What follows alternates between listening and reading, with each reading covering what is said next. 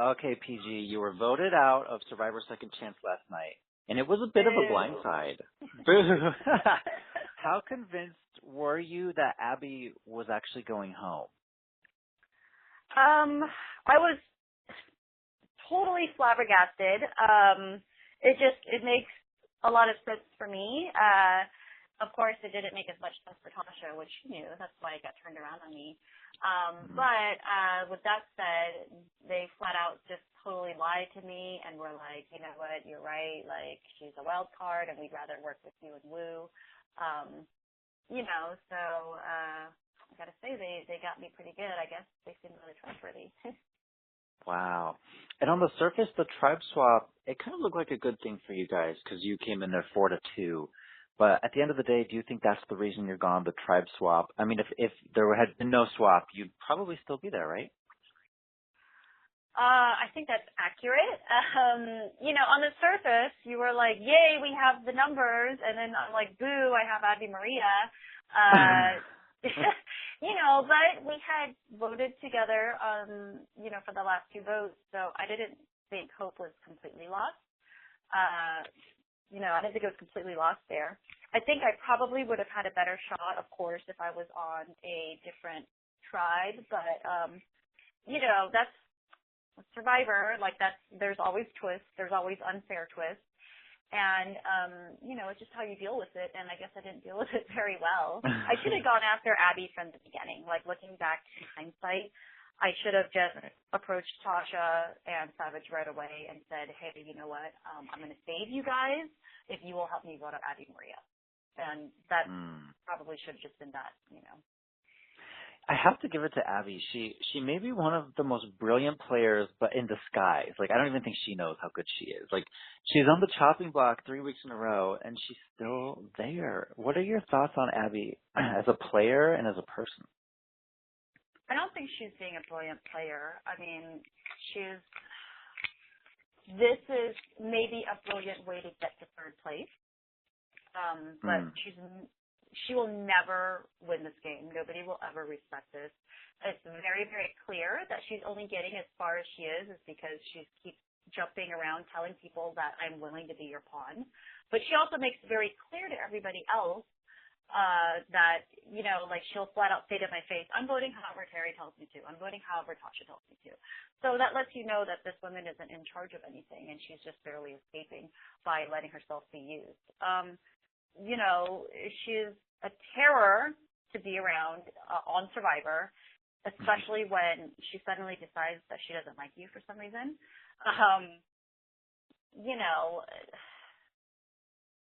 Yeah. Yeah. If you had to analyze your own gameplay this season, what do you think you did right, and what do you think you could have worked on better? So coming off of my last season, I knew that one of the biggest downfalls in my gameplay was not taking the time to bond with people and really kind of become their friend. All I did was talk strategy, but you have to kind of create a friendship there first. And I think I did that pretty well this season with everybody except for Abi-Maria. So I think that I actually had that going for me. I was like hard work at camp. I was, I held my own in challenges. So really that was kind of my downfall, was in having just like this crazy person constantly like attacking you and bringing you down. And I probably could have handled it better, but I had a hard time with her. I really did. Yeah. Your original season aired way back in 2007. How has the game changed since Survivor China? Oh man, it's lightning speed. It's like the difference from sending telegraphs to having like internet right now. Like it's the first time around, it's so easy. Like, strategically speaking, you're like, okay, we're going to vote out this person. Are we all cool with that? Okay, cool. Now we can go relax. We can go work on the camp, on the shelter, whatever. And now it's like you've made a decision. 5 minutes later, somebody else has another plan, and then there's somebody else from the other side approaches you. People flip back and forth now. It's lightning speed, and it was kind of driving me nuts. Like, there's just no time to relax and no time to really kind of enjoy being out there. Mm-hmm. But did you have any fun at all? Like a little bit, maybe? Oh, I had, you know what? I had a lot of, I had fun. I did say in some aspects I kind of enjoyed it. I really liked the survival part of it, and Mm-hmm. I had a really good time getting to know people. Like, they didn't really show it, but I got really, really close to Kelly Wigglesworth and also to Wu when we were still on Takeo. So, you know, that was really fun, kind of getting to know these people. We all would work together and then kind of chat together, and you know, and then like Wu would just kind of start coming back to me with all the things that he'd overheard from other people. So I'm like, oh, you know what, this is like a really good way to play it. You're friends and you're working together, but you're also kind of building these alliances that happen kind of naturally. Mm-hmm. Yeah. I kind of wonder, did you come into the season at a disadvantage because you were the only person from your season? I mean, some people came from seasons with 2 or 3 or even 4 people represented.